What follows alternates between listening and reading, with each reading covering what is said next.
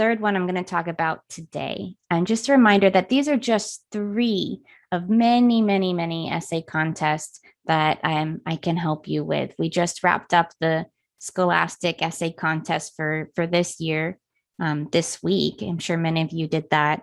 And the New York Times essay contest will be coming up. And there's also, beyond essay contests, there's also fiction contests that I can help you with. There's even a high school fiction contest for Narrative Magazine, which is based in California, that I help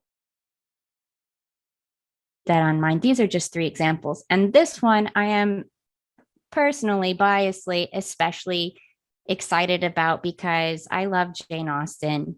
And I don't care if that makes me seem cliche because I think she's amazing. And the Jane Austen Society of North America does an annual contest where they change the prompt each year. And this year's topic is based on Sense and Sensibility, which was Jane Austen's first published novel.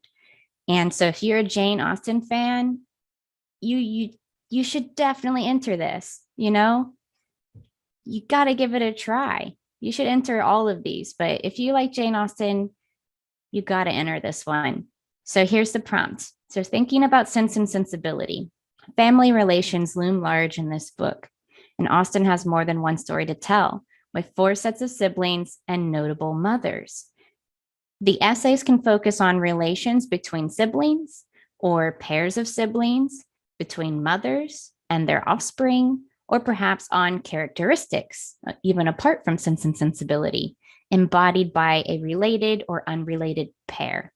So, though they want you to write about Sense and Sensibility and about some sort of pairing, right, some sort of relationship in this novel with many families, not just the main family, it's really, really open-ended for you then. So you can explore, maybe your 2 favorite characters, or maybe your favorite character and least favorite character. This is a good opportunity to maybe look at foils. And I like the idea of relationships between mothers and daughters, or siblings, older sisters and the second eldest sister. It's endless. So this one seems like it could be really fun if you're interested in Jane Austen. All right, and it's not that long, 6 to 8 pages. Well, I had to build up to not thinking that that's not a long paper. So this is a pretty serious, in-depth look at Sense and Sensibility. But I think you can do it. So it'll take a close reading for sure. And if you've read the book before, I would encourage you to read it again. And if you haven't read it, then of course, whether you enter this contest or not, you should definitely read it. So I think that the judges value original insights.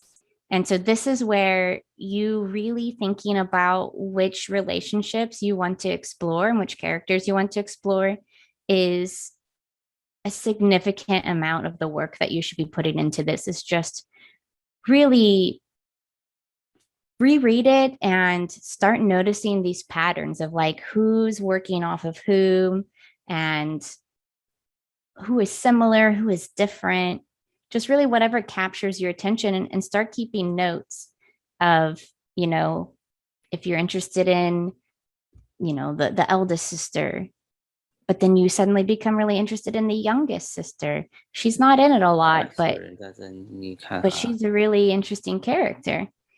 So I think that's going to be really important that you are finding something really unique and original. And it might not be, maybe my example of like, obviously the oldest sister and the second youngest sister are very tight. They're very close. That might be an easy one to do. So get original with it.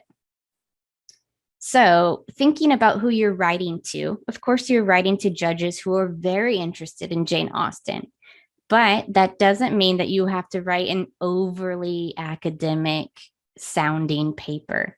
They want it to be an enjoyable read. And they want to hear your voice.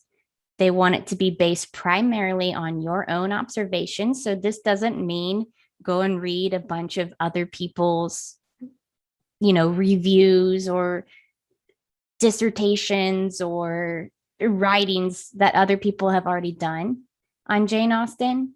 They really want to hear what you, the student, has to say. So don't feel like just trust yourself that you know what you're saying about them. And if you have a certain instinct about the characters, you're probably right. So you don't have to rely too much on outside information.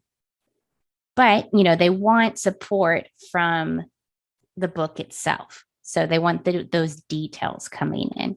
If you say one thing about a character, well, we need you to show us where in the book that's happening through dialogue or through certain scenes. And this is good to know if you have happened to already written a paper very similar to this and turned it in for your coursework. That's okay. It can be this. You'll probably have to reimagine it a little bit because it's not likely that you had to write like this exact same paper before, but that is good to know. And if you do use some research as support, you should rely on no more than 5 sources.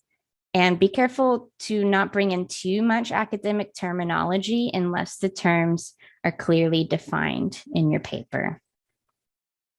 So what I like about this one is, though you are doing a literary analysis, they don't want you to be too academic about it. They just want you to be passionate about it and to hear from you as a reader. And I like that. So what can I do to help?